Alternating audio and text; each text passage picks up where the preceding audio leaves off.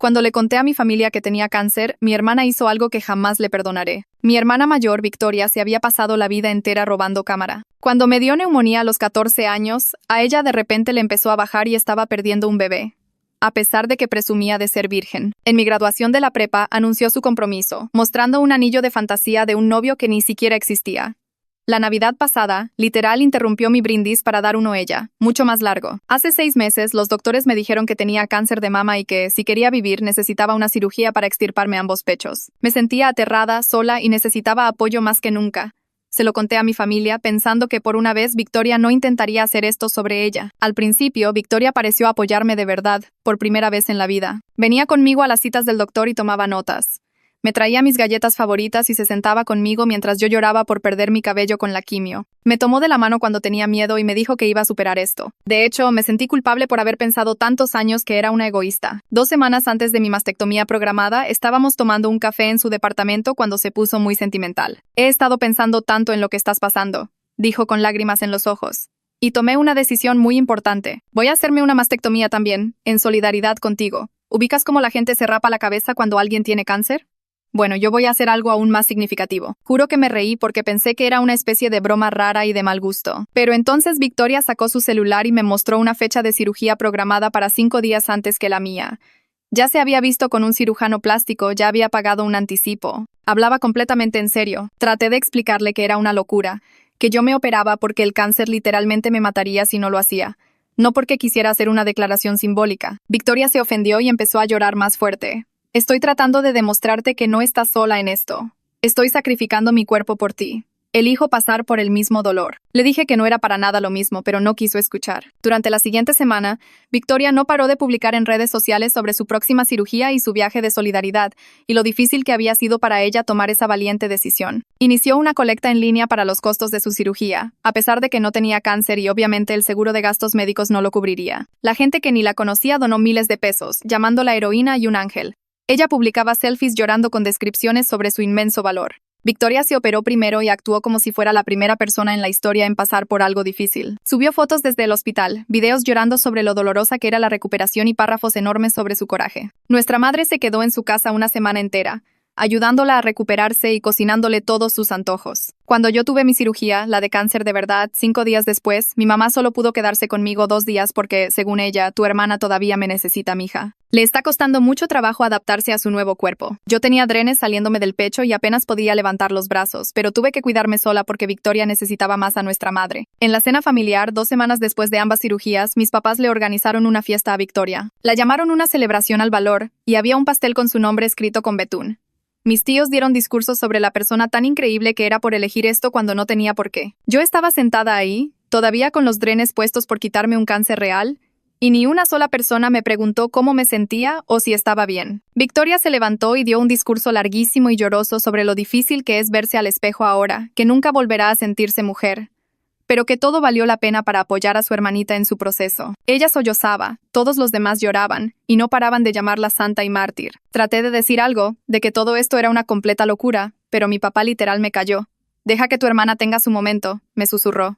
«Lo que hizo por ti es increíble». Esa noche me enteré de que una revista había contactado a Victoria para hacer un reportaje sobre su cirugía solidaria. Querían entrevistarla, tomarle fotos y todo. 3 días después, Victoria me llamó llorando de felicidad. «No vas a creer esto», dijo, con la voz temblando de emoción. Me contactó una editorial. Quieren que escriba un libro completo sobre mi experiencia. Dijeron que mi historia de sacrificio voluntario es muy inspiradora. Yo me quedé callada, sosteniendo el teléfono. «¿Me ayudas a escribir el libro?», preguntó emocionadísima. De repente se me iluminaron los ojos. «Claro que sí. Ven a la casa, vamos a platicarlo». Colgué, mi plan ya formándose en mi cabeza. Pasé la tarde ordenando mi departamento y puse mi laptop en la mesita de centro, asegurándome de que mi app de grabadora de voz estuviera lista y oculta detrás de las pestañas del navegador. Victoria llegó a las 7 en punto, usando un cardigan holgado y cargando un cuaderno de piel que se veía caro y completamente nuevo. Me abrazó en la puerta y pude sentirla vibrar de la emoción por el contrato del libro.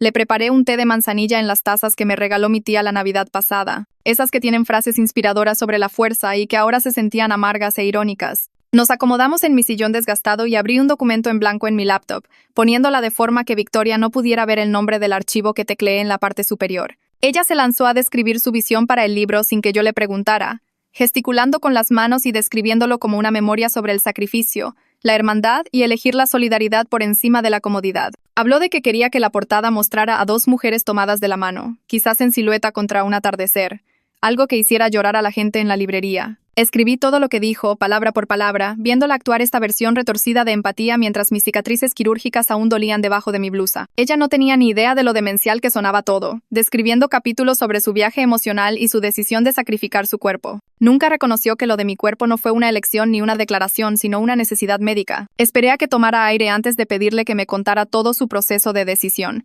desde el momento exacto en que le di mi diagnóstico hasta que agendó su cirugía. Los ojos de Victoria brillaron como si le hubiera hecho su pregunta favorita. Se acomodó mejor en el sillón y empezó a contarme esta historia detallada sobre su viaje emocional, cómo se quedaba despierta en la noche pensando en mi sufrimiento y sintiéndose impotente. Describió cómo investigó sobre mastectomías en internet y leyó sobre cirugías profilácticas, y de repente tuvo esta revelación de que podía hacer algo significativo en lugar de solo mirar desde la barrera. Tecleé cada palabra que dijo, mis dedos moviéndose rápido sobre el teclado mientras mi cara se mantenía neutral y comprensiva. Cada mentira quedó documentada, cada exageración, cada momento en que ella se ponía en el centro de mi historia de cáncer mientras fingía que se trataba de apoyarme. Habló durante casi 2 horas, describiendo sus consultas con el cirujano plástico, su cuidadosa planeación de la fecha de la cirugía y lo asustada que estaba al tomar esa decisión. Creé un archivo y lo etiqueté como notas, libro, sabiendo que pronto necesitaría cada palabra de esta conversación. Cuando finalmente terminó de hablar, su té estaba frío y mis manos acalambradas, pero tenía páginas y páginas de sus propias palabras probando exactamente lo que había hecho. Durante la semana siguiente, Victoria me envió docenas de memos de voz con más detalles para diferentes capítulos que quería incluir. Mi celular no paraba de sonar con notificaciones. Cada una era otra larga grabación de ella hablando de su visión. Quería una sección completa sobre el dolor de la recuperación enfocada enteramente en su experiencia, describiendo sus drenes, sus medicamentos y su dificultad para dormir. Apenas mencionaba que yo me estaba recuperando de una cirugía de cáncer al mismo tiempo, tratando mi crisis médica real como un simple contexto para su valiente elección. Pasé horas transcribiendo cada mensaje, tecleando sus palabras mientras estaba sentada en la mesa de mi cocina con la laptop. Anoté las marcas de tiempo de cada grabación y guardé los archivos de audio en una carpeta que etiqueté Victoria, audios, organizándolos por fecha y tema. Me enviaba ideas a todas horas, a veces a las 2 de la mañana cuando no podía dormir, divagando sobre sus sentimientos y su viaje. Transcribí mensajes donde describía cómo se miraba al espejo y lloraba por sus pechos perdidos, sin reconocer nunca que los míos fueron removidos para salvarme la vida, mientras que los suyos eran parte de un teatro. Al final de la semana tenía más de 40 grabaciones guardadas y transcritas, cada una siendo más evidencia de su calculada explotación de mi cáncer. Agendé una cita de seguimiento con mi oncóloga, Elena, y le pedí específicamente que documentara mi cronología médica real en detalle. Se sentó frente a mí en su consultorio con mi grueso expediente abierto sobre el escritorio, viéndose preocupada por la razón por la que yo necesitaba esa información. Le expliqué que mi hermana estaba escribiendo un libro sobre su cirugía electiva, y yo quería documentación clara de la diferencia entre una necesidad médica y una elección cosmética. La expresión de Elena cambió de confusión a enojo mientras entendía lo que le estaba diciendo. Me dio copias de mis reportes de patología que mostraban las células cancerígenas, mis notas quirúrgicas detallando el procedimiento de la mastectomía y mi plan de tratamiento con el protocolo de quimioterapia. Cada página demostraba la necesidad médica de mi cirugía, la cruda realidad de que yo habría muerto sin esta intervención. También le pedí que anotara en mi expediente que la cirugía de Victoria fue puramente electiva, sin indicación médica, sin marcadores genéticos, sin historial familiar, nada que justificara una mastectomía profiláctica. Elena escribió una nota detallada en mi historial y me imprimió una copia, su mano temblando ligeramente mientras la firmaba. Me dijo que lamentaba que mi familia me hubiera fallado de esa manera, y que lo que Victoria hizo era profundamente inapropiado desde un punto de vista de ética médica. Victoria me invitó a conocer a Irving, el agente literario que la contactó para el libro. Nos vimos en un café del centro que tenía paredes de ladrillo expuesto y látex carísimos, el tipo de lugar donde la gente creativa tiene reuniones importantes. Irving era un hombre de unos 50 y tantos, con cabello canoso y lentes caros, cargando un portafolio de piel que hacía juego con el cuaderno nuevo de Victoria. Lo observé entusiasmarse más y más mientras Victoria actuaba su historia, inclinándose hacia adelante y tomando notas mientras ella hablaba de su acto de empatía sin precedentes. Lloró al describir lo difícil que fue elegir esta cirugía, secándose las lágrimas con una servilleta mientras Irving asentía con compasión. Él no paraba de usar palabras como poderoso, inspirador e innovador, hablando de cómo su historia resonaría con lectores de todo el mundo. Yo sonreía y tomaba notas en mi propia laptop, actuando como la hermana comprensiva que ayudaba con el proyecto del libro. Mi celular estaba en mi regazo con la app de grabadora de voz encendida, oculto bajo la mesa donde nadie podía verlo. Grabé toda la reunión capturando el entusiasmo de Irving, la actuación de Victoria y cada afirmación exagerada que hizo sobre su sacrificio. Cuando Irving habló sobre el potencial de dar conferencias y apariciones en medios, Victoria prácticamente brillaba de la emoción. Yo seguí sonriendo y tecleando, documentando todo para el archivo que estaba construyendo. Empecé a asistir a un grupo de apoyo para pacientes con cáncer que se reunía 2 veces por semana en el hospital, en un pequeño salón con un círculo de sillas plegables y una caja de pañuelos en la mesa. La primera noche que entré, otras 7 personas ya estaban sentadas, todas en diferentes etapas de tratamiento o recuperación. Escuchar las verdaderas luchas de otras personas con el cáncer y la recuperación hizo que la actuación de Victoria pareciera aún más grotesca en comparación. Una mujer de mi edad habló sobre su mastectomía y lo asustada que estaba, describiendo los mismos drenes y el dolor que yo había experimentado, y nadie en su familia había tratado de hacerlo sobre ellos mismos. Un hombre mayor describió cómo su esposa se rapó la cabeza en solidaridad cuando él perdió su cabello. Un gesto genuino de apoyo que no involucró cirugía, ni colectas de fondos, ni atención mediática. Compartí mi historia con la líder del grupo, Natasha, después de la tercera reunión. La tomé aparte y le expliqué lo que Victoria había hecho. Natasha era una sobreviviente de cáncer de mama que había dirigido este grupo durante 5 años, y se veía horrorizada mientras yo hablaba. Me dijo que lo que Victoria hizo fue profundamente inapropiado y dañino, que robarle la historia de cáncer a alguien para llamar la atención era una forma de abuso psicológico. Validó todo lo que yo había estado sintiendo, toda la ira y la traición que había estado tratando de procesar sola. Tener a alguien con conocimiento médico y experiencia confirmando que el comportamiento de Victoria estaba mal ayudó a contrarrestar todo el gaslighting de mi familia sobre qué suerte tenía de tener una hermana tan devota. 2 semanas después de empezar nuestra colaboración, Victoria me invitó a su departamento para trabajar en la propuesta del libro. Abrió su laptop y mostró la página de la colecta de fondos, enseñándome el total final con evidente orgullo. Extraños le habían donado más de 300,000 pesos para los costos de su cirugía solidaria, dejando comentarios sobre su valentía y sacrificio. Victoria revisaba las donaciones y los comentarios, leyendo algunos en voz alta como si fueran reseñas de su actuación. Luego admitió casualmente que la cirugía solo costó 160,000 pesos y que se había quedado con el resto 140,000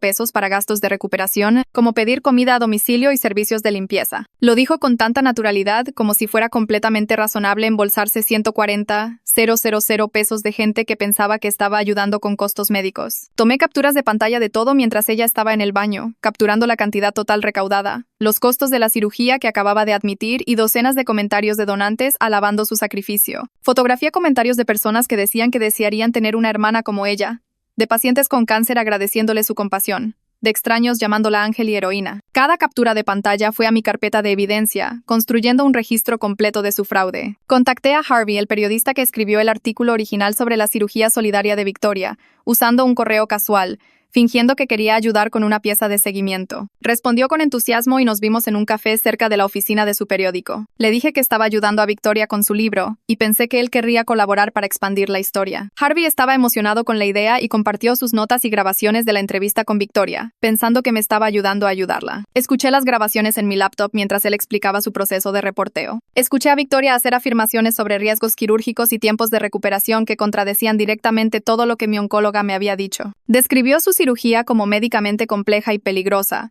hablando de complicaciones potenciales que en realidad no existían para procedimientos cosméticos selectivos. Las notas de Harvey mostraban que ella había exagerado su tiempo de recuperación y sus niveles de dolor, creando una narrativa de sufrimiento que igualaba a la cirugía de cáncer, en lugar del procedimiento más simple que realmente tuvo. Copié todos sus archivos a mi memoria USB mientras él iba por más café, añadiendo la documentación del periodista a mi creciente caso contra Victoria. Victoria me pidió que escribiera el capítulo sobre nuestra infancia, enviándome un largo correo con historias específicas que quería incluir. Quería que la hiciera ver como una hermana mayor protectora que siempre me cuidó, describiendo momentos de unión fraternal y apoyo. Me senté en la mesa de mi cocina y escribí 2 versiones completamente diferentes de nuestro capítulo de infancia. La primera versión era la saneada y falsa, llena de recuerdos cálidos y momentos protectores que nunca sucedieron. La versión que Victoria quería ver. La segunda versión era brutalmente honesta, documentando cada vez que ella me robó mis momentos e hizo que mis experiencias se trataran de ella. Escribí sobre el falso aborto espontáneo durante mi neumonía a los 14 años, describiendo cómo afirmó estar perdiendo un bebé a pesar de ser una virgen orgullosa que nunca había tenido novio. Incluí el compromiso inexistente que anunció en mi graduación de preparatoria, con todo y el anillo falso y el novio que no existía. Documenté la Navidad pasada cuando interrumpió mi brindis para dar uno más largo sobre ella misma, y cada una de las otras veces que había secuestrado mi vida para llamar la atención. Guardé ambas versiones en archivos separados, uno etiquetado capítulo, infancia, borrador, Victoria, y el otro capítulo, infancia, verdad, para mis registros. Mi madre llamó para ver cómo iba el proyecto del libro, su voz alegre y brillante mientras preguntaba si estaba siendo lo suficientemente útil para Victoria. Me recordó la suerte que tenía de que Victoria hubiera hecho algo tan significativo por mí, que no cualquiera tenía una hermana dispuesta a hacer tal sacrificio. Sugirió que le dedicara el libro al valor de Victoria, Tal vez escribir algo en las primeras páginas sobre lo agradecida que estaba por su solidaridad. Acepté amablemente mientras tecleaba notas sobre la conversación, agregando sus comentarios a mi archivo de documentación etiquetado familia, patrón, encubrimiento. Mi madre habló durante 20 minutos sobre lo orgullosa que estaba de Victoria y cómo el libro inspiraría a tanta gente. Mencionó que varias personas en la iglesia habían preguntado por el libro y no podían esperar para leer la historia de Victoria. Hice sonidos de apoyo y tomé notas detalladas, documentando cada instancia en que mi madre priorizaba la actuación de Victoria sobre mi experiencia real con el cáncer. Cuando finalmente colgué, tenía 3 páginas de notas que mostraban la dinámica familiar que había permitido el comportamiento de Victoria durante toda nuestra vida. A la mañana siguiente abrí Instagram y vi que Victoria había publicado una foto de nosotras en su departamento con su laptop abierta entre ambas. El pie de foto decía: trabajando en el libro con mi increíble hermana. Este viaje de sanación continúa enseñándome tanto sobre el amor y el sacrificio. Escribir estos capítulos juntas nos está uniendo aún más. La sección de comentarios explotó con elogios. Cientos de personas la llamaban inspiradora, valiente, increíble, una verdadera heroína. Alguien escribió: eres literalmente un ángel en la tierra, con emojis de manos rezando.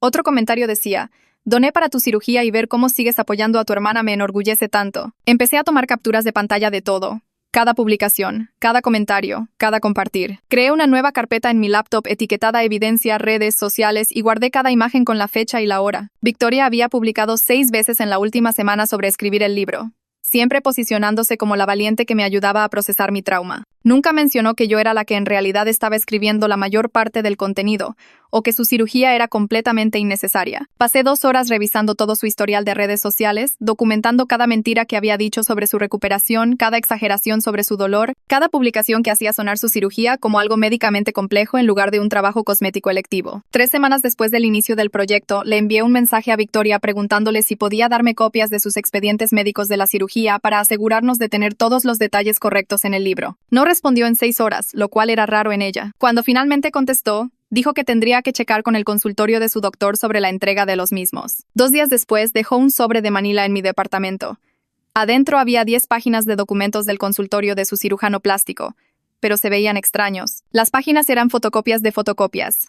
Algunas partes estaban borrosas y ciertas secciones tenían marcas negras cubriendo información. Leí todo con cuidado. El procedimiento estaba listado como mastectomía profiláctica, lo que sonaba médico y serio, pero no había mención de historial familiar de cáncer de mama, ni resultados de pruebas genéticas, ni mutaciones del gen BRCA. No había ninguna razón médica listada en ninguna parte de por qué esta cirugía era necesaria o recomendada. Solo procedimiento elegido por la paciente en letra diminuta al final de una página. Saqué copias de todo y las agregué a mis archivos de evidencia. Luego busqué en Google abogados en mi área que manejaran casos de fraude médico. Encontré el despacho de Donald Terry en el centro y llamé para agendar una consulta. Su secretaria dijo que tenía un espacio ese jueves por la tarde. Cuando llegué, Donald Terry resultó ser un hombre de unos 50 y tantos con cabello canoso y cara amable. Me senté en su oficina y le expliqué toda la situación mientras él tomaba notas. Le mostré la página de la colecta de fondos de Victoria, sus publicaciones en redes sociales, sus expedientes médicos y mi propia documentación médica probando que yo sí tenía cáncer. Escuchó todo sin interrumpir. Cuando terminé, se reclinó en su silla y negó con la cabeza. Me explicó que la cirugía de Victoria en sí no era ilegal, ya que ella la pagó y un doctor aceptó realizarla. Pero usarla para recolectar donaciones bajo pretextos falsos podría ser fraude. Dijo que tergiversar la necesidad médica podría violar las leyes de protección al consumidor, especialmente porque recaudó dinero haciendo creer a la gente que necesitaba la cirugía por razones de salud. Estuvo de acuerdo en revisar toda mi documentación y me dijo que siguiera reuniendo evidencia de todo lo que Victoria dijera públicamente sobre la cirugía y el libro. Su consulta costó $4,000, lo cual me pareció razonable. Antes de irme, dijo algo que se me quedó grabado. Me dijo que llevaba 28 años ejerciendo la abogacía, y este era uno de los casos más claros de explotación familiar que jamás había visto. Parecía genuinamente enojado en mi nombre, lo cual se sintió bien después de meses de que mi propia familia tratara a Victoria como una santa. Al día siguiente, Victoria me envió por correo un borrador de la introducción de su libro. Abrí el documento y comencé a leer. El primer párrafo la describía a ella sentada en el consultorio del oncólogo conmigo cuando recibí mi diagnóstico, tomando mi mano mientras el doctor me explicaba que tenía cáncer. Escribió sobre sentir mi miedo en ese momento, sobre ver mi rostro palidecer, sobre saber en ese preciso instante que tenía que hacer algo significativo para apoyarme. Mis manos empezaron a temblar mientras leía. Victoria nunca estuvo en esa cita. Fui sola porque se suponía que era un seguimiento de rutina, y no pensé que necesitara a nadie conmigo. Lo tengo marcado en mi calendario. 15 de mayo a las 3:15 de la tarde. Manejé sola hasta allí. Escuché la noticia sola y me senté en mi coche en el estacionamiento llorando durante 30 minutos antes de irme a casa. Le llamé a Victoria esa noche para contarle, pero ella no estuvo allí conmigo. Saqué mi teléfono y busqué el número de mi oncóloga. Llamé y pregunté si podían enviarme documentación de todas las personas que asistieron a mis citas. La enfermera dijo que tendría que checarlo con mi doctora, pero que debería estar bien ya que era mi propio expediente médico. 3 días después recibí un correo con una lista de cada cita que había tenido, incluyendo quién estuvo presente. La cita del diagnóstico me listaba solo a mí y a Elena Shaw, mi oncóloga. No a Victoria. Guardé este documento en mi carpeta de evidencia bajo una nueva subcarpeta que creé llamada Escenas Fabricadas. Luego volví al borrador de Victoria y resalté cada afirmación falsa que hizo, anotando en los márgenes lo que realmente sucedió. Tuve mi sesión regular de quimioterapia el martes por la mañana en el hospital. Me registré en el centro oncológico y me senté en uno de los grandes sillones reclinables mientras la enfermera preparaba mi vía intravenosa. La mujer en el sillón junto a mí tendría unos 40 años, delgada por el tratamiento, usando un gorrito suave sobre su cabeza calva. Empezamos a platicar cómo lo hacen los pacientes cuando estás atorado recibiendo quimio durante horas. Me dijo que se llamaba Jane y que llevaba 2 años luchando contra el cáncer de ovario. Luego mencionó que su hermana se había hecho una mastectomía preventiva el año pasado después de que ambas dieron positivo en la mutación del gen BRCA. Jane explicó cómo su mamá murió de cáncer de mama a los 42 y su tía murió de lo mismo a los 38. Así que cuando las pruebas genéticas salieron positivas, su hermana decidió operarse para reducir su riesgo. Dijo que su hermana nunca le dijo a nadie fuera de la familia. Nunca pidió dinero. Simplemente, en silencio, se sometió al procedimiento y apoyó a Jane durante su tratamiento de cáncer. Escuchar este caso legítimo de cirugía preventiva me hizo enojar tanto por la actuación de Victoria, que tuve que cerrar los ojos y respirar lentamente. Así es como se veía la verdadera solidaridad. Una razón médica real, hecha en privado, enfocada en apoyar al miembro enfermo de la familia en lugar de buscar atención. La hermana de Jane tenía un 87% de probabilidad de desarrollar cáncer de mama debido a sus genes. Victoria tenía 0 razones médicas y lo convirtió en una campaña publicitaria. Ese viernes, Victoria me llamó sonando emocionada y hablando rápido. La editorial quería adelantar la fecha de lanzamiento del libro a la primavera en lugar del otoño, para aprovechar el interés actual en su historia. Ya había empezado a planear su gira de promoción, hablando de hacer lecturas en librerías de 5 ciudades diferentes. Luego mencionó que la habían contactado de 2 congresos médicos para hablar en paneles sobre apoyo al paciente y solidaridad familiar. Quería hablar con doctores y enfermeras sobre su experiencia y quizás inspirar a otras personas a apoyar a sus familiares enfermos. Hice sonidos de apoyo y le dije que qué increíble, mientras mi cerebro calculaba los tiempos. Si el libro salía en primavera, eso me daba unos 4 meses para terminar de documentar todo y averiguar mi siguiente movimiento. Necesitaba asegurarme de tener absolutamente todo antes de actuar, porque solo tendría una oportunidad para exponerla. Después de colgar, hice un nuevo documento en mi laptop titulado Cronología y empecé a trazar un mapa de exactamente cuándo necesitaba completar cada fase de recolección de evidencia. La semana siguiente, llamé a mi compañía de seguros y solicité copias de todas mis facturas médicas y estados de cuenta de beneficios del último año. Dijeron que tomaría de 7 a 10 días hábiles compilar todo. Cuando llegó el sobre grueso, extendí todos los papeles sobre la mesa de mi cocina y sumé los números. Mi cirugía de cáncer costó $360,000 pesos. Mis tratamientos de quimioterapia costaron $640,000 pesos hasta ahora, y aún faltaban más sesiones. La radioterapia, si la necesitaba, serían otros $300,000 pesos. Citas de seguimiento, estudios y medicamentos sumaban miles más. Incluso con el seguro cubriendo la mayor parte, yo todavía debía más de $180,000 pesos en gastos de bolsillo. Estaba en un plan de pagos enviando al hospital $4,000 pesos cada mes, tratando de manejarlo con mi ingreso limitado mientras no podía trabajar tiempo completo durante el tratamiento. Saqué la información que había guardado sobre la cirugía de Victoria. Su cirujano plástico cobró $160,000 pesos por la mastectomía electiva. Ella recaudó $300,000 pesos de extraños en internet. Se quedó con $140,000 pesos extra, alegando que eran para gastos de recuperación. Mientras tanto, yo me estaba endeudando por un tratamiento de cáncer real mientras ella se beneficiaba de actuar una falsa solidaridad. Hice copias de todos mis documentos financieros y los agregué a mis archivos de evidencia con notas comparando los costos. La cena del domingo en casa de mis papás se sintió como entrar en territorio enemigo. Victoria llegó usando un vestido nuevo, viéndose saludable y normal.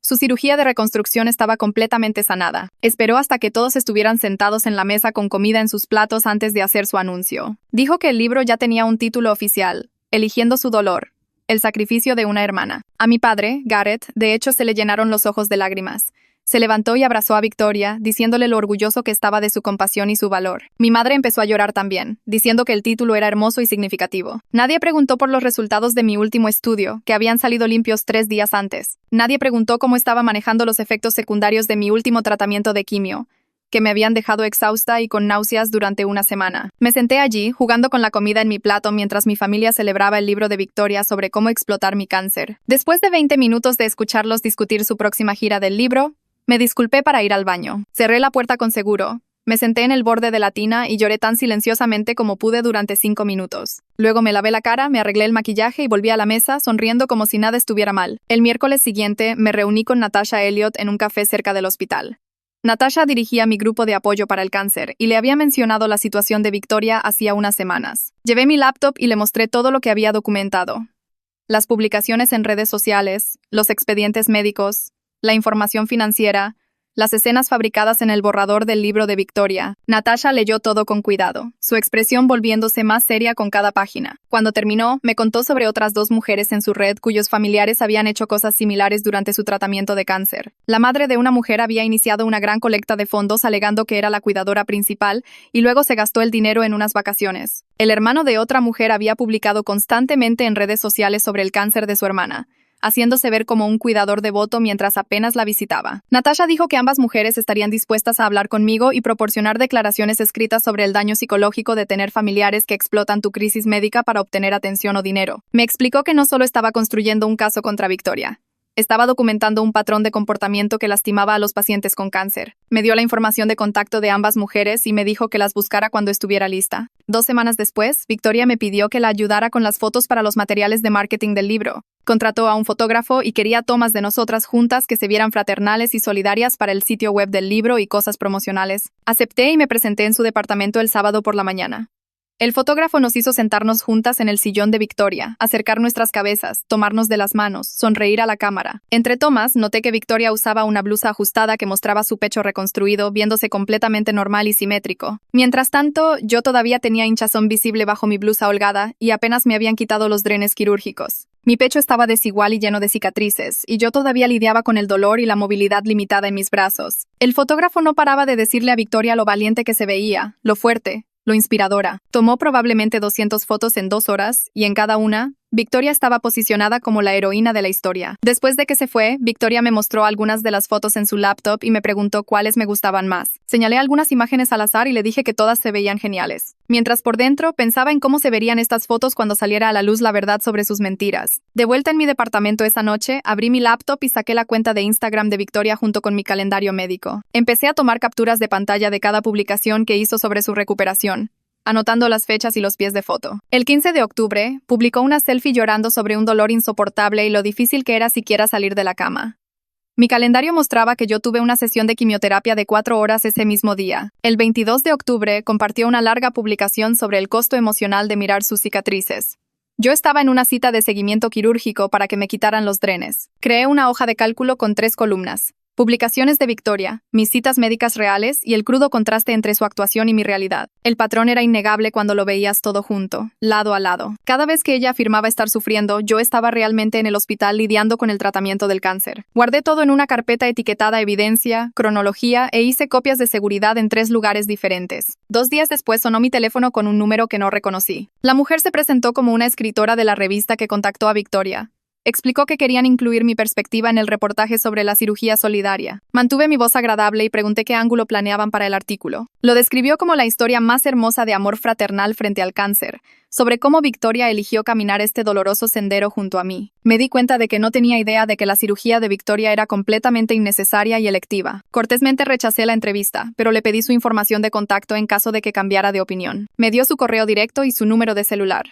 Agregué ambos a mi archivo de documentación bajo contactos, medios e hice una nota sobre el ángulo narrativo que planeaban. El martes siguiente, Victoria me pidió que nos viéramos en un café del centro para discutir el contrato del libro. Llegó cargando una carpeta de piel y prácticamente rebotando de la emoción. Sacó su tablet y me mostró el contrato, pasando páginas y páginas de lenguaje legal. El adelanto era de 1,00000 de pesos, dividido en 3 pagos. Ya había recibido el primer pago de 340,000 pesos. Le pregunté qué pensaba hacer con el dinero. Victoria señaló por la ventana un auto plateado nuevo estacionado en la calle. Se compró un BMW diciendo que merecía algo bonito después de todo lo que había pasado. Me quedé mirando el auto y luego su rostro radiante. Mientras tanto, yo estaba sentada sobre una pila de cuentas médicas que sumaban más de 1.2 millones de pesos, tratando de descifrar planes de pago con mi ingreso limitado mientras aún me recuperaba. Sonreí y le dije que el auto se veía genial. Luego tomé fotos de las páginas del contrato con mi teléfono. Mi siguiente cita con Elena Shaw fue el jueves por la mañana.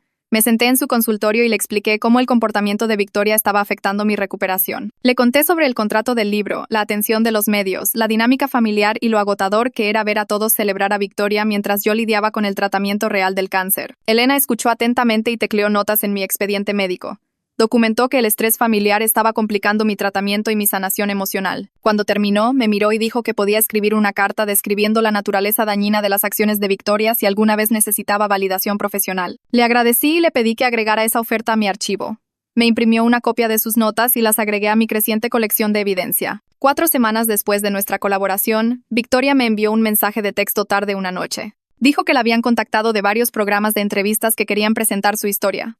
Estaba particularmente emocionada por un programa matutino que se enfocaba en historias humanas inspiradoras. El texto terminaba con una pregunta. ¿Aparecerías conmigo en el programa? Me quedé mirando mi teléfono pensando en cuánto más público se volvería esto.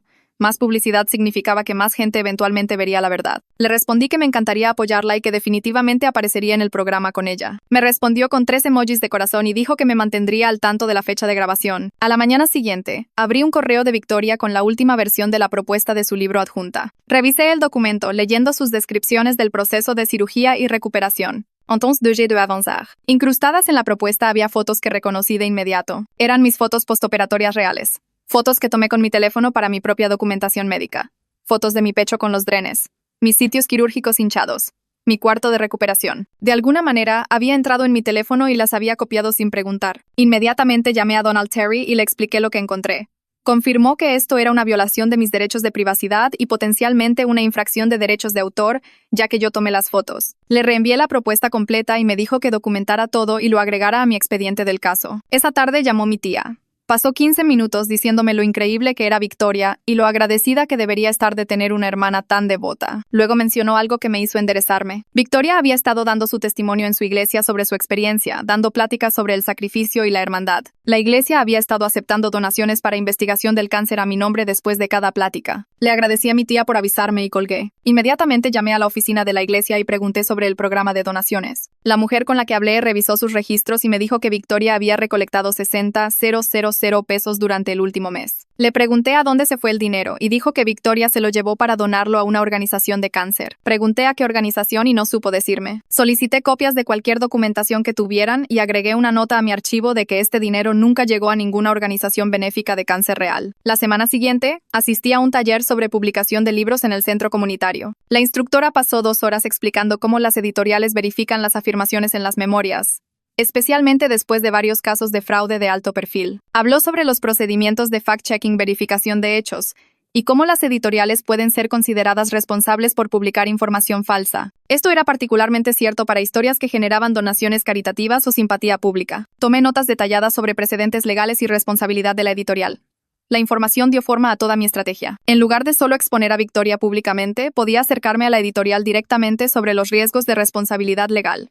Tendrían un incentivo financiero para investigar sus afirmaciones a fondo. 2 días después, Victoria me envió por correo un borrador del capítulo sobre el día de su cirugía. Abrí el adjunto y comencé a leer. Describía la mañana con doloroso y emotivo detalle, posicionándose a sí misma como aterrada pero resuelta. Escribió sobre despedirse de sus pechos en el espejo, sobre elegir este dolor por amor a mí, sobre el miedo que sintió al ser llevada al quirófano. Leí todo y luego saqué mi propio diario del día de mi cirugía de cáncer. Releí mis notas sobre el miedo genuino a morir, sobre la necesidad médica, sobre preguntarme si despertaría de la anestesia. Victoria se había apropiado del sufrimiento real y lo había torcido en una pieza de actuación sobre su supuesto sacrificio. Me sentí físicamente enferma leyendo sus palabras. Guardé su capítulo en mi carpeta de evidencia y agregué mis entradas de diario justo al lado para comparar. A la mañana siguiente redacté un correo cuidadoso al cirujano plástico que realizó la cirugía de Victoria. Expliqué que estaba investigando procedimientos selectivos para un proyecto y tenía preguntas sobre mastectomías profilácticas. Pregunté específicamente sobre procedimientos realizados sin pruebas genéticas o historial familiar de cáncer. La gerente de la oficina respondió en unas pocas horas. Confirmó que las mastectomías profilácticas sin indicación genética o médica se consideraban procedimientos cosméticos, no necesidades médicas. El seguro no las cubriría porque no eran médicamente requeridas. Pregunté si podía proporcionar esa confirmación por escrito para mi investigación y me envió una carta oficial con el membrete del consultorio. La agregué a mi archivo de documentación, otra capa de prueba de que la cirugía de Victoria fue puramente electiva y completamente diferente a mi tratamiento de cáncer. Mi siguiente sesión de quimioterapia llegó 3 días después. Me senté en el sillón de infusión con la vía intravenosa en mi brazo, viendo el veneno gotear en mis venas para matar cualquier célula cancerígena restante. La enfermera que usualmente manejaba mis tratamientos, una mujer de unos 50 y tantos con ojos amables, notó que estaba llorando. Me preguntó si estaba bien y simplemente me rompí. Todo salió a borbotones.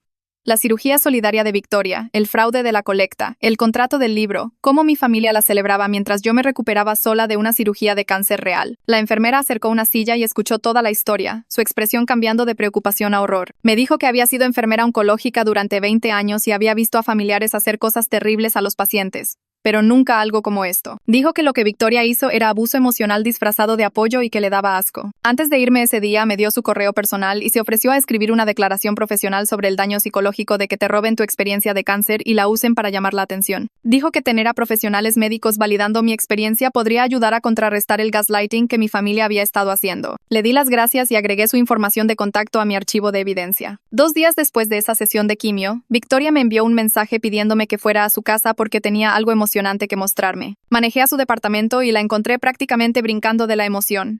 Sacó su laptop y me mostró el diseño de la portada del libro que la editorial le había enviado. La imagen mostraba una foto de Victoria en enfoque suave, viéndose etérea y valiente, con la mirada perdida en la distancia como una especie de santa. El título decía eligiendo su dolor en letra elegante, y debajo, en letras más pequeñas, decía la elección de una mujer de compartir el dolor de su hermana. Me quedé mirando esa portada durante mucho tiempo, sintiendo que algo cambiaba dentro de mí. Este era mi punto de quiebre. Verla literalmente lucrar y romantizar mi cáncer, convirtiendo mi crisis médica en su marca inspiradora, hizo que todo se aclarara de repente. Miré la cara emocionada de Victoria y sonreí. Le dije que la portada era hermosa y le pregunté cuándo necesitaba las secciones finales del manuscrito.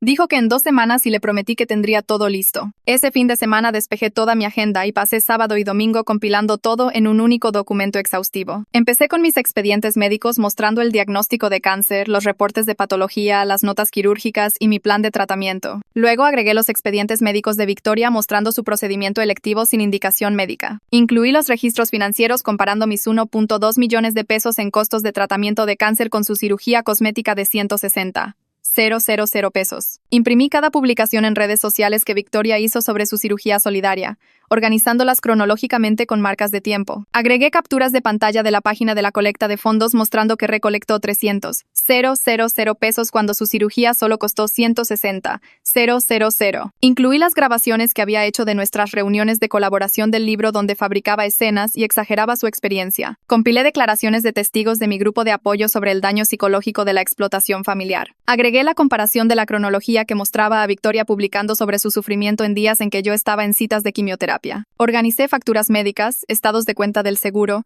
registros de donaciones de la colecta de la iglesia y correos entre Victoria y su agente literario. El paquete de evidencia creció a más de 200 páginas y contaba una historia innegable de explotación calculada y fraude. Lo organicé profesionalmente, como un informe legal, con pestañas separando cada sección y un resumen ejecutivo al principio. Cada afirmación estaba respaldada por documentación. Cada mentira estaba expuesta con pruebas. El domingo por la noche, creé un segundo documento específicamente para la editorial. Este se enfocaba en las inexactitudes fácticas en la propuesta del libro de Victoria y los riesgos de responsabilidad legal de publicar afirmaciones falsas que generaron donaciones caritativas. Enmarqué todo en términos de proteger a la editorial de la exposición legal, en lugar de solo exponer a mi hermana. Resalté escenas específicas que Victoria escribió y que yo podía probar que nunca sucedieron. Noté discrepancias entre sus afirmaciones sobre los riesgos quirúrgicos y lo que los profesionales médicos decían sobre los procedimientos cosméticos selectivos. Señalé que ella recaudó dinero bajo pretextos potencialmente falsos, lo que podría exponer a la editorial a acusaciones de fraude. Adjunté documentación de respaldo para cada afirmación y la organicé para que cualquiera pudiera seguir la lógica. El lunes por la mañana envié por correo ambos documentos a Donald Terry para su revisión. Me llamó esa tarde y dijo que eran exhaustivos y condenatorios. Hizo algunas sugerencias para fortalecer el lenguaje legal y revisé ambos documentos basándome en sus comentarios. 3 días después, Victoria llamó preguntando si había terminado la sección que necesitaba para el libro. Le dije que ya casi estaba lista. Luego me preguntó si yo escribiría un prólogo desde mi perspectiva como la paciente de cáncer. Quería que describiera lo significativa que fue su cirugía solidaria para mi recuperación. ¿Cuánto apoyo sentí sabiendo que ella eligió pasar por la misma experiencia? Le dije que estaría feliz de escribir algo. Esa noche, redacté un prólogo genérico sobre la hermandad que podía interpretarse de múltiples maneras. Escribí frases vagas sobre lazos familiares y pasar por momentos difíciles juntos. Evité cuidadosamente cualquier elogio específico a su cirugía o afirmaciones de que ayudó a mi recuperación. Sabía que no importaba porque este libro nunca se publicaría. pero necesitaba seguirle el juego. Mi última sesión de quimioterapia llegó un jueves por la mañana. Elena Shaw revisó mis últimos estudios y análisis de sangre. Luego me dijo que estaba oficialmente en remisión. Dijo que mi pronóstico era excelente y que debía estar orgullosa de lo bien que había luchado. Esta debería haber sido la mejor noticia de mi vida. El momento por el que había estado trabajando durante 6 meses. En lugar de celebrar con mi familia, manejé a casa a mi departamento y me senté sola, mirando los documentos de evidencia en mi laptop. Pensé en llamar a mi madre para compartir la buena noticia, pero sabía que ella inmediatamente lo haría sobre Victoria de alguna manera. Me senté allí en el silencio, entendiendo que mi viaje con el cáncer estaba terminando. Pero la batalla con Victoria apenas comenzaba. A la mañana siguiente, Victoria publicó en redes sociales que había terminado el manuscrito. Escribió un largo pie de fotos sobre lo sanador que había sido procesar este viaje a través de la escritura. Cómo esperaba que su historia inspirara a otros a estar presentes para la gente que aman. Los comentarios se llenaron de gente diciendo que no podían esperar para leer su inspiradora historia, llamándola heroína y ángel. Tomé captura de pantalla de cada comentario, cada compartir, cada reacción. Lo guardé todo en una carpeta sabiendo que esta misma gente pronto vería la verdad. Mientras más alto subiera Victoria en esta mentira, más dura sería la caída. Pasé los siguientes 2 días investigando a la editorial y me enteré de que habían asignado a una verificadora de hechos llamada Danielle Cook para corroborar las afirmaciones en la memoria de Victoria. Encontré su dirección de correo electrónico a través del sitio web de la editorial y le envié un mensaje cuidadosamente redactado solicitando una reunión confidencial. Expliqué que tenía preocupaciones significativas sobre la precisión fáctica y la posible responsabilidad legal relacionada con el libro de mi hermana. Mencioné que tenía extensa documentación y quería discutirlo antes de la publicación. Danielle Cook respondió en 3 horas, diciendo que estaba intrigada por mi enfoque formal y la mención de la documentación. Acordó reunirse conmigo la semana siguiente en un café del centro. Antes de mi reunión con Danielle Cook, contacté a Donald Terry y le pedí que hiciera un simulacro conmigo. Nos vimos en su oficina y ensayé exactamente lo que diría y cómo presentaría la evidencia. Me ayudó a anticipar preguntas y a enmarcar todo en términos de riesgo legal e integridad periodística, en lugar de parecer vengativa. Me recordó que me mantuviera calmada y objetiva, que dejara que la evidencia hablara por sí misma. Practicamos durante 2 horas hasta que pude hacer toda la presentación sin problemas. La reunión con Danielle Cook tuvo lugar un martes por la tarde. Llegué temprano al café con mi carpeta de evidencia y mi laptop. Danielle llegó justo a tiempo, una mujer profesional de unos 40 años con ojos agudos y un cuaderno. Nos sentamos en un rincón tranquilo y comencé a guiarla a través de cada pieza de evidencia metódicamente. Le mostré las discrepancias en la cronología entre las publicaciones de Victoria en redes sociales sobre su difícil recuperación y mis citas médicas reales. Le presenté las escenas fabricadas que Victoria escribió sobre estar en mi cita de diagnóstico cuando mis expedientes médicos probaban que no estaba allí. Le demostré el fraude financiero con la documentación de la colecta de fondos, mostrando que se quedó con 140,000 pesos más allá de los costos de su cirugía. Le mostré los expedientes médicos de Victoria, probando que la cirugía fue electiva sin indicación médica, contrastándolos con mi diagnóstico de cáncer y la necesidad de mi tratamiento. Danielle tomó notas extensas e hizo preguntas agudas sobre mis fuentes y métodos de documentación. Le proporcioné copias de todo, organizadas en el mismo formato profesional. Pasaron 3 horas mientras revisábamos cada sección de evidencia. Al final, la cara de Danielle se había puesto pálida. Cerró su cuaderno y me dijo que este era el caso más claro de fabricación de memorias que había encontrado en 15 años de verificación de hechos. Dijo que necesitaba escalar esto al equipo legal de la editorial de inmediato y me preguntó si estaría disponible para preguntas adicionales. Acepté y le di mi información de contacto. Mientras manejaba a casa desde esa reunión, sentí algo cercano al alivio invadirme.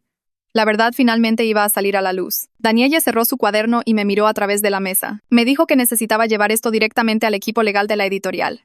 Y me preguntó si podía estar disponible para más preguntas. Asentí y le entregué una memoria USB con copias de todo. Me advirtió que esto probablemente mataría el contrato del libro de Victoria y podría llevar a acciones legales en su contra. La miré a los ojos y le dije que entendía completamente.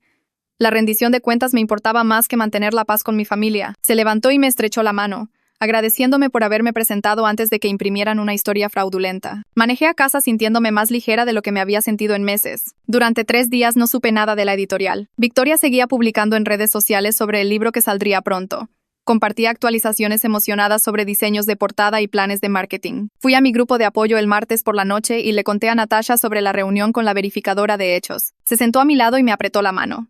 Me recordó que estaba haciendo lo correcto y que exponer a Victoria protegería a otras personas de su comportamiento. Una mujer llamada Sara compartió cómo finalmente puso límites con su madre tóxica durante su propio tratamiento de cáncer. Otro miembro habló sobre cortar relación con una hermana que hacía que todo se tratara de ella. Todos estuvieron de acuerdo en que, a veces, lo más saludable que puedes hacer es dejar de proteger a las personas de sus propias acciones. Salí sintiéndome apoyada de una manera que mi familia real nunca me hizo sentir. El viernes por la tarde sonó mi teléfono con el número de Victoria. Contesté y escuché su voz temblando de pánico. La editorial la había llamado y solicitado una reunión de emergencia con ella. No le quisieron decir de qué se trataba. Me preguntó si yo sabía algo y le mentí sin problemas. Sugerí que tal vez querían discutir estrategias de marketing u opciones de portada. Sonaba nerviosa, pero aún no sospechaba. Le dije que probablemente todo estaría bien y le deseé buena suerte. Después de colgar, me senté en mi sillón sabiendo que todo su mundo estaba a punto de derrumbarse. El equipo legal de la editorial me llamó directamente el lunes por la mañana. 2 abogados y Daniele pasaron 90 minutos entrevistándome sobre todo lo que había documentado. Hicieron preguntas detalladas sobre el dinero de la colecta de fondos y a dónde fue. Estaban especialmente preocupados por el uso de Victoria de mis fotos médicas sin permiso. Uno de los abogados explicó que terminarían el contrato de Victoria de inmediato. Querían su dinero del adelanto de vuelta y estaban considerando presentar cargos por fraude. La otra abogada me agradeció por haberme presentado antes de la publicación. Dijo que los había salvado de un desastre legal mayúsculo. Les di la información de contacto de mi oncóloga y de mi abogado por si necesitaban más documentación. 2 días después, alguien tocó a la puerta de mi departamento. Abrí y encontré a Victoria allí, llorando y temblando. El maquillaje le corría por la cara. Me empujó y entró a mi sala de estar. La editorial había cancelado todo. Querían su dinero de vuelta. La estaban amenazando con demandarla. Sabía que yo estaba involucrada de alguna manera porque Daniele había mencionado mis expedientes médicos. Victoria empezó a gritarme. Me llamó celosa y vengativa. Me preguntó cómo pude destruir su sueño de esta manera. Me mantuve completamente calmada y le dije que ella misma destruyó su sueño al construirlo sobre mentiras. Victoria exigió saber exactamente qué le había dicho a la editorial. Caminé hacia mi escritorio y saqué una copia impresa de mi documento de evidencia. Me senté en el sillón y empecé a mostrárselo página por página. Cada mentira que dijo sobre estar en mi cita de diagnóstico, cada prueba del fraude con el dinero de la colecta, cada vez que usó mis fotos médicas sin preguntar. Ella seguía tratando de interrumpir y justificar cada cosa. Afirmaba que solo estaba tratando de apoyarme. Dijo que yo estaba siendo una malagradecida después de todo lo que ella sacrificó. La miré y le dije: el apoyo no implica robar la historia de cáncer de alguien por dinero y atención. Mi timbre sonó menos de 1 hora después. Abrí y encontré a mis 2 padres parados allí. Victoria les había llamado sollozando. Mi padre entró al departamento y de inmediato comenzó a gritarme.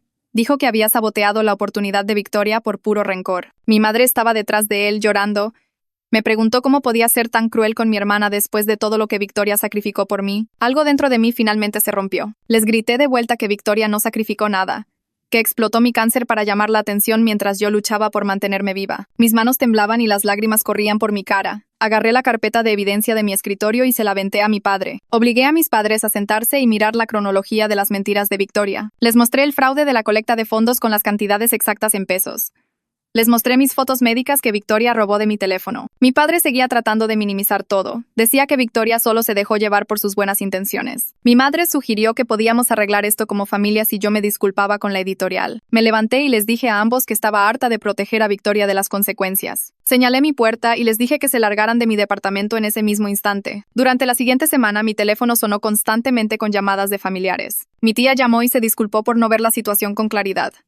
Dijo que se sentía terrible por haber elogiado a Victoria en esa cena mientras yo estaba sentada allí con los drenes en el pecho. Mi tío llamó y discutió que yo estaba destrozando a la familia por celos. Dijo que Victoria cometió un error, pero que yo estaba siendo vengativa. Bloqueé su número sin responder. Le agradecí a mi tía por su honestidad y le dije que apreciaba su apoyo. La familia se dividió en bandos claros, basados en quién estaba dispuesto a ver la verdad sobre el comportamiento de Victoria. Harvey, el periodista, me contactó después de que la editorial le contara sobre la investigación de fraude. Quería escribir un artículo de corrección y me preguntó si le daría una entrevista. Acepté reunirme con él en un café del centro. Nos sentamos allí durante 2 horas mientras le explicaba todo con documentación. No paraba de disculparse por no haber verificado mejor las afirmaciones de Victoria la primera vez. Dijo que se dejó llevar por la historia emocional y no verificó hechos básicos. Prometió que su artículo de seguimiento sería cuidadosamente investigado y completamente preciso.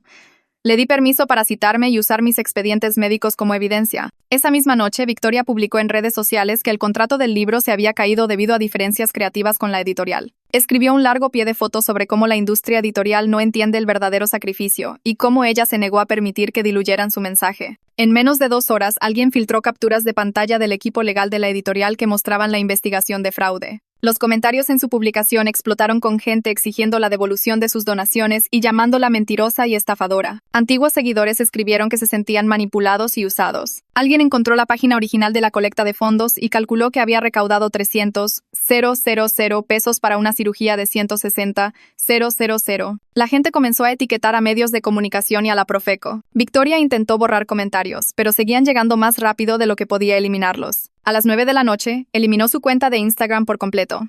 Luego desapareció su Facebook. Luego su Twitter. Me senté en mi sillón, actualizando las páginas y viendo cómo toda su presencia en línea se desvanecía en tiempo real. A la mañana siguiente, mi teléfono comenzó a vibrar con correos electrónicos de personas que donaron a la colecta de Victoria. Estaban furiosos y varios amenazaron con demandarla por fraude. Una mujer escribió que donó 6,000 pesos mientras batallaba para pagar sus propias cuentas médicas, porque la historia de Victoria la conmovió mucho. Un hombre dijo que dio 10,000 pesos y se sentía enfermo sabiendo que se destinaron a un procedimiento cosmético innecesario. Al mediodía, el abogado de Victoria llamó a Donald Terry preguntando si yo haría una declaración apoyándola y diciendo que todo fue un gran malentendido. Donald soltó una carcajada y les dijo que absolutamente no. Me llamó justo después y me dijo que Victoria estaba en serios problemas legales y que probablemente tendría que reembolsar cada donación. Durante la siguiente semana, Victoria reembolsó los 300,000 pesos de la colecta en línea, más los 60,000 pesos de las donaciones de la iglesia. Los reembolsos acabaron con la mayor parte de su cuenta de ahorros y tuvo que pedir dinero prestado a nuestros padres para cubrir todo. El artículo de corrección de Harvey se publicó 3 días después y se volvió viral de inmediato. Llegó a mucha más gente que su artículo original adulador sobre la cirugía solidaria de Victoria. El artículo incluía citas de Elena Shaw explicando la diferencia médica entre una cirugía de cáncer y un procedimiento cosmético electivo. Entrevistó a expertos en fraudes sobre estafas de donación que explotan la compasión de la gente. Expuso una cronología completa del patrón de comportamiento de búsqueda de atención de Victoria, remontándose a mi neumonía a los 14 años y su falso aborto espontáneo. La respuesta en los comentarios fue abrumadora. Cientos de personas dijeron que estaban contentas de que saliera la verdad. Pacientes y sobrevivientes de cáncer compartieron sus propias historias de familiares que hicieron que su enfermedad se tratara de ellos mismos. Varias personas etiquetaron las cuentas de redes sociales eliminadas de Victoria, preguntando cómo podía vivir consigo misma. El artículo fue retomado por medios de comunicación más grandes y de repente, el fraude de Victoria se discutía en programas matutinos y blogs de paternidad. Mi madre me llamó 5 días después de que se publicó el artículo. Estaba llorando incluso antes de que yo dijera hola. Me dijo que lo sentía y que había estado permitiendo el comportamiento de Victoria durante décadas. Admitió que me falló durante mi tratamiento de cáncer al priorizar la crisis falsa de Victoria sobre la mía, que era real. Dijo que pasó años tomando el camino de menor resistencia con Victoria porque era más fácil que lidiar con sus berrinches y dramas. Me preguntó si podíamos reconstruir nuestra relación y dijo que sabía que tomaría tiempo y probablemente terapia. Le dije que apreciaba la disculpa y que estaba dispuesta a intentarlo. Luego le pregunté por mi padre. Se quedó callada y dijo que él todavía estaba batallando para aceptar lo que Victoria hizo. Que él insistía en que las intenciones de Victoria eran buenas, aunque se equivocó en la ejecución. Le dije a mi madre que estaba dispuesta a trabajar en nuestra relación, pero que mi padre necesitaba asumir una responsabilidad real antes de que yo pudiera volver a confiar en él. 2 días después, Victoria me envió un largo correo electrónico. Comenzaba sonando como una disculpa, diciendo que lamentaba cómo habían salido las cosas. Pero para el tercer párrafo se convirtió en ella culpándome por arruinarle la vida por ser vengativa. Escribió que la castigué por tratar de ayudarme y que nunca aprecié su apoyo durante mi tratamiento de cáncer. Dijo que siempre estuve celosa de la atención que recibía y que usé mi cáncer para finalmente hundirla. Afirmó que podría haber hablado con ella en privado en lugar de destruir su reputación públicamente. El correo seguía y seguía durante páginas, enumerando todo lo que sacrificó por mí y cómo yo le pagué su amabilidad con crueldad. Leí todo 2 veces y luego se lo reenvié a mi terapeuta sin responder. Mi terapeuta lo llamó un ejemplo de libro de texto de trastorno de personalidad narcisista y dijo que el correo probaba exactamente por qué el contacto cero con Victoria era necesario para mi salud mental. El grupo de apoyo para el cáncer me organizó una pequeña celebración la semana siguiente por terminar mi tratamiento y por haberme enfrentado a la explotación de Victoria. Nos reunimos en el salón comunitario del hospital y la gente llevó botanas y decoraciones. Natasha me entregó un diario donde cada miembro del grupo había escrito mensajes de apoyo y validación. Una mujer escribió que verme poner límites con mi familia tóxica la inspiró a enfrentar finalmente a su propia madre por un comportamiento similar durante su tratamiento. Otra persona dijo que mi valor para exponer la verdad le ayudó a darse cuenta de que no estaba loca por sentirse herida por la búsqueda de atención de su hermana. Varios miembros compartieron que tenían familiares que hicieron que su cáncer se tratara de ellos mismos y se sintieron menos solos sabiendo que otros experimentaban lo mismo. Lloré lágrimas de felicidad por primera vez en meses mientras leía sus mensajes y me sentía genuinamente vista y apoyada. Pasaron 3 meses y me enfoqué en mi recuperación y en reconstruir mi vida sin el drama de Victoria. Entonces recibí una llamada de una organización sin fines de lucro que apoya a pacientes con cáncer. Dijeron que habían leído sobre mi historia y querían ofrecerme un puesto como defensora de pacientes, patient advocate. El trabajo implicaba ayudar a otros pacientes con cáncer a navegar dinámicas familiares difíciles durante el tratamiento y enseñarles a identificar cuando los sistemas de apoyo se vuelven dañinos en lugar de útiles. Querían a alguien que entendiera tanto los desafíos médicos como los emocionales del cáncer y que tuviera experiencia personal con la explotación familiar. El puesto pagaba bien y venía con todas las prestaciones. Acepté de inmediato porque sentí que era el trabajo más significativo que podía imaginar. Convertir mi dolorosa experiencia con Victoria en algo que ayudara a otras personas se sintió como recuperar el poder que ella intentó robarme. Mi madre comenzó terapia individual y empezamos a tener sesiones de terapia familiar juntas. Visitaba mi departamento regularmente y lentamente reconstruimos la confianza a través de conversaciones honestas sobre sus patrones de encubrimiento. Admitió que siempre le tuvo miedo a las reacciones de Victoria y eligió mantener la paz en lugar de hacerla responsable. Dijo que verme casi morir de cáncer mientras ella se preocupaba por la cirugía electiva de Victoria fue la llamada de atención que necesitaba, pero que tenía demasiado miedo de reconocer en ese momento. Mi padre enviaba mensajes de texto ocasionales, pero se negaba a unirse a las sesiones de terapia.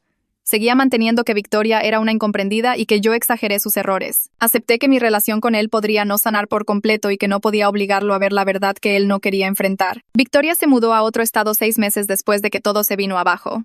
Le dijo a la gente que necesitaba un nuevo comienzo lejos de familiares prejuiciosos que no la entendían. Nos eliminó a mí y a mi madre de todas las redes sociales y dejó de asistir a cualquier evento familiar o festividad. Mi madre lamentaba el distanciamiento y a veces lloraba por perder a su hija.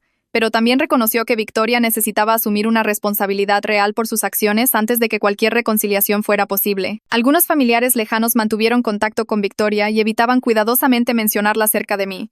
Yo no preguntaba por ella y ellos no ofrecían información. La familia se había dividido en bandos claros y todos sabían que era mejor no intentar forzarnos a volver a estar juntas. Empecé a salir con alguien que conocí a través de la red de apoyo contra el cáncer unos 8 meses después de mi tratamiento final. Era otro sobreviviente que entendía el trauma médico sin necesidad de largas explicaciones sobre estudios, efectos secundarios y el miedo que nunca se va del todo. Nos tomamos las cosas con calma porque ambos sabíamos lo que se sentía que la gente te fallara cuando más los necesitabas. Aprender a confiar de nuevo después de la traición de mi familia se sintió aterrador, pero también revolucionario. Él validó mi experiencia con Victoria sin tratar de convencerme de perdonarla o hacer las paces. Tener una pareja que apoyara mis límites y entendiera por qué los necesitaba cambió por completo cómo veía las relaciones. Por primera vez en mi vida tenía a alguien que ponía mis necesidades primero sin esperar que yo me hiciera pequeña para hacer espacio a su drama. Un año después de mi último tratamiento de quimio, me senté en el consultorio de Elena esperando los resultados de mis estudios. Mi pareja apretó mi mano mientras mi madre se sentaba a mi otro lado. Todos callados y nerviosos. Elena entró con una sonrisa y dijo que los estudios se veían perfectos.